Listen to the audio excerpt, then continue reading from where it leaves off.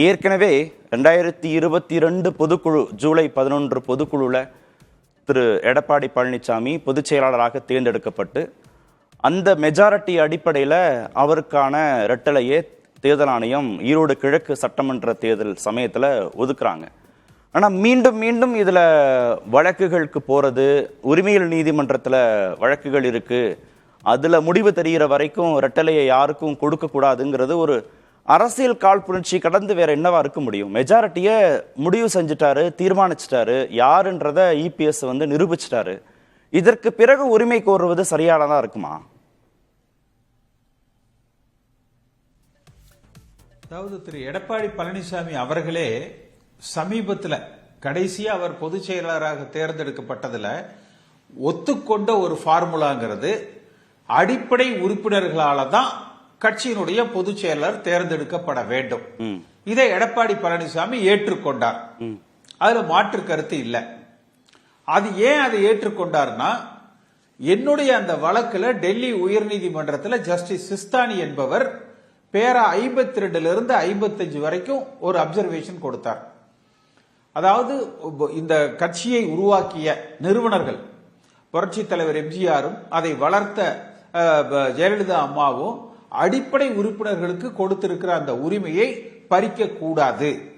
நீங்க ஒருங்கிணைப்பாளர்னு பேர் வச்சுக்கங்க, துணை பொதுச் செயலாளர்னு பேர் வச்சுக்கங்க, ஆனால் அந்த உரிமை பறிக்கப்படக்கூடாது, அது பாதுகாக்கப்பட வேண்டும் என்று கொடுத்திருந்தாங்க. அப்ப அந்த அடிப்படை உறுப்பினர்களால தான் தலைமை தேர்ந்தெடுக்கப்பட வேண்டும். அது என்னுடைய வழக்கில் என்னுடைய வழக்கறிஞரின் வாதத்தால் அந்த அப்சர்வேஷன் வந்தது. சோ அந்த அடிப்படையில் எடப்பாடி பழனிசாமி தன்னை பொதுச் செயலராக தேர்ந்தெடுத்துக் கொண்டார். ஆனா அதுல சட்டத்துக்கு புறம்பாக 10 மாவட்ட செயலாளர் முன்மொழிய வேண்டும், 10 மாவட்ட செயலாளர் வழிமொழிய வேண்டும், தலைமை கழக நிர்வாகியாக 5 ஆண்டு காலம் பணியாற்றி இருக்கணும், கட்சியில தொடர்ச்சியாக உறுப்பினராக 10 ஆண்டு காலம் இருந்திருக்கணும் என்று திரு எடப்பாடி பழனிசாமி அவர்கள் புரட்சி தலைவர் எம்ஜிஆர் காலத்தில் இருந்த அந்த பைலாவில் இல்லாத ஒரு விதியை, அதே போல ஜெயலலிதா அம்மா காலத்துல இல்லாத ஒரு விதியை கொண்டு வந்திருக்கிறார். அப்ப அந்த விதிகளின்படி பார்த்தீங்கன்னா வெறும் 2 அல்லது 3 பேர் மட்டும்தான் பொதுச் செயலர் பதவிக்கே போட்டியிட முடியும். அப்ப அந்த ஜஸ்டிஸ் சிஸ்தானியினுடைய உத்தரவுங்கிறது வாக்களிப்பதற்கு மட்டும் அல்ல, அடிப்படை உறுப்பினர்களுக்கு தேர்தலில் போட்டியிடுகிற உரிமையும் உண்டு.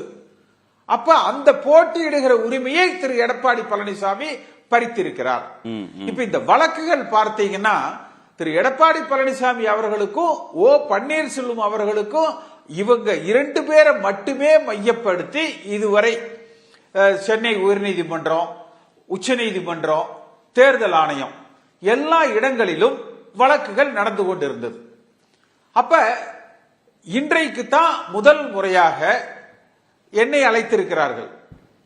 ஏன்னா 2017 இபிஎஸ் ஓபிஎஸ் இணைகிற பொழுது நான் அதுல ஒரு பார்ட்டி, அதுக்கு நான் இவர்களை ஆதரித்தேன்.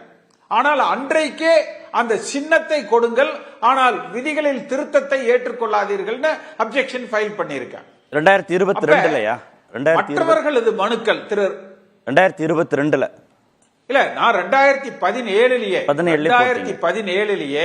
பொதுச் செயலாளர் என்பவர் அடிப்படை உறுப்பினர்களால தான் தேர்ந்தெடுக்கப்படணும். சரி, இப்ப இந்த 7 வருஷ இடைவெளியில 2017 இருந்து இந்த 7 ஆண்டு காலம் இடைவெளிக்குள்ள உங்களை ஒரு முறை கூட தேர்தல் ஆணையம் அழைச்சு விசாரிச்சதே கிடையாதா? என்ன இப்படி வழக்கு போட்டிருக்கீங்க, மனு போட்டிருக்கீங்கன்னு கேட்டதே இல்ல? இல்ல, அந்த இரட்டை சின்னத்தை அந்த இணைந்த இபிஎஸ் ஓபிஎஸ் அணிகளுக்கு கொடுத்ததற்கு பிறகு இந்த 7 ஆண்டு காலத்துல டெல்லி உயர்நீதிமன்றம் தேர்தல் ஆணையத்துக்கு உத்தரவிட்டது. அதற்கு எகெயின்ஸ்டா டிவிஷன் பெஞ்சுக்கு போனாங்க. இபிஎஸ் ஓபிஎஸ் இருவரும் இணைந்து அவர்கள் உத்தரவிட்டார்கள். அப்பொழுதும் தேர்தல் ஆணையம் சிவில் வழக்குகள் நிலுவையில் இருக்கிற காரணத்தினால உங்களுடைய மனுவை பரிசீலிக்க முடியல என்றுதான் சொன்னாங்க. அப்ப இன்றைக்கு என்னை அழைத்து தேர்தல் ஆணையம் பேசுவதற்கே 7 ஆண்டு காலம் ஆயிருக்கு. அப்ப நிச்சயமா ஒரு விஷயம் சட்டத்தின் பார்வையில கிளியர். ஏற்கனவே சென்னை உயர்நீதிமன்றமோ உச்ச நீதிமன்றமோ அளித்த தீர்ப்புகளை மீண்டும் பரிசீலிக்கவோ இல்லை அதை மாற்றுவதற்கோ தேர்தல் ஆணையத்துக்கு அதிகாரம் கிடையாது. ஆனால் திரு எடப்பாடி பழனிசாமி அவர்கள் அந்த ஜஸ்டிஸ் சிஸ்தானி அவர்கள் தீர்ப்பு உச்சநீதிமன்றம் ஏற்றுக்கொண்ட ஒரு தீர்ப்பு. என்னுடைய வழக்குங்கிறது அந்த தீர்ப்பின் அடிப்படையில் அடிப்படை தொண்டர்களால் தலைமை தேர்ந்தெடுக்கப்பட வேண்டும். இதுதான் என்னுடைய அந்த கோரிக்கை.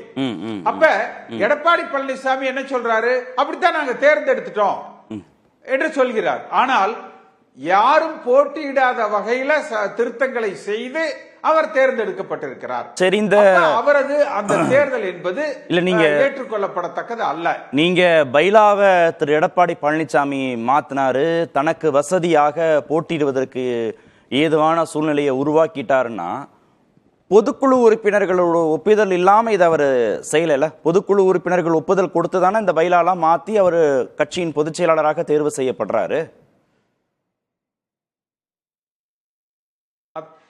அதாவது பொதுச் செயலர் என்பவர் தேர்ந்தெடுக்கப்படுவது பொதுக்குழுவால் இல்லை, அடிப்படை உறுப்பினர்களால் என்பதை எடப்பாடி பழனிசாமி ஏற்றுக்கொண்டார். அவர் அந்த ஒற்றை வாக்கு இரட்டை தலைமைன்னு இபிஎஸ் ஓபிஎஸ் 2 பேரும் தேர்ந்தெடுக்கப்பட்டதே அடிப்படை உறுப்பினர்களால் தேர்ந்தெடுக்கப்பட்டதாகத்தான் அறிவித்தார்கள். வேறு யாரும் போட்டியாளர்கள் இல்லை என்று. அதே போலதான் திரு எடப்பாடி பழனிசாமி அவர்களும் வேற யாரும் போட்டியாளர்கள் இல்லை, அடிப்படை உறுப்பினர்கள் என்னை ஏகோபித்து ஏகமனதாக தேர்ந்தெடுத்து விட்டார்கள் என்றுதான். அந்த ஒற்றை வாக்கு இரட்டை தலைமையில யாரையும் தலைமை கழகத்துக்கு உள்ள விடாம அடிச்சு துரத்தி அந்த அறிவிப்பை வெளியிட்டாங்க. ஆனா இத நாசூக்கா எடப்பாடி பழனிசாமி அவர் மட்டுமே போட்டியிட வேண்டும் என்ற ஒரு விதியை கொண்டு வந்து செய்திருக்கிறார். அது சட்டத்தின் பார்வையில் செல்லத்தக்கதாக அது இருக்காது. அப்ப நிச்சயமாக பல வாய்ப்புகள் தேர்தல் ஆணையத்துக்கிட்ட இருக்கு. நான் என்னுடைய கோரிக்கை இரட்டை இலை சின்னத்தை முடக்க வேண்டும் என்பது அல்ல. நீங்கள் நான் பார்ப்பது இந்த விஷயத்தை எடப்பாடி பழனிசாமியை நாம் எதிர்க்கிறோம் என்பது எந்த விதத்திலும் ஆளுகிற திமுகவுக்கு ஆதரவாகவோ அல்லது மத்தியில் ஆளுகிற பாரதிய ஜனதா கட்சி தன்னை வளர்த்து கொள்வதற்கு ஒரு வாய்ப்பு அளிப்பதாகவோ தவறியும் கூட இருந்துவிடக் கூடாது.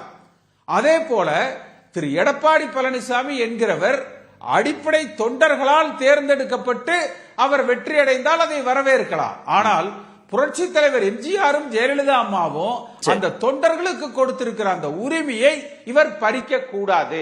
அப்ப நீங்கள் முறையாக புரட்சி தலைவர் காலத்துல அம்மா காலத்துல இருந்த விதிகளின்படி தேர்தல் நடத்துங்க.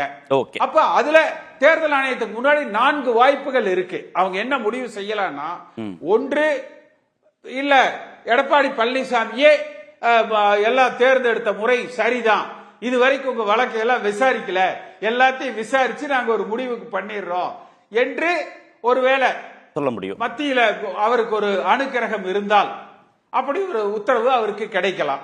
ஒன்று இல்ல தேர்தல் ஆணையம் இல்ல சின்னம் முடக்கப்படலாம் என்று பேசுறாங்க. ஆனால் அதற்கு வாய்ப்புகள் குறைவு என்பது என்னுடைய கருத்து. ஆனால் குறைந்தபட்ச தேர்தல் ஆணையம் என்ன செய்யும்னா, திரு எடப்பாடி பழனிசாமிக்கு ஒரு இடைக்காலமாக, அதாவது இந்த நீதிமன்ற வழக்குகள் எல்லாம் முடிகிற வரை, மாற்று உத்தரவு வருகிற வரை இரட்டை சின்னத்தில் அவர் கையெழுத்து போடலாம் என்கிற அந்த அங்கீகாரத்தை தேர்தல் ஆணையம் வித்ட்ரா பண்ணிக்கலாம். ஏன்னா அது எந்த நீதிமன்ற அடிப்படையிலும் அவருக்கு கொடுக்கப்பட்டது அல்ல.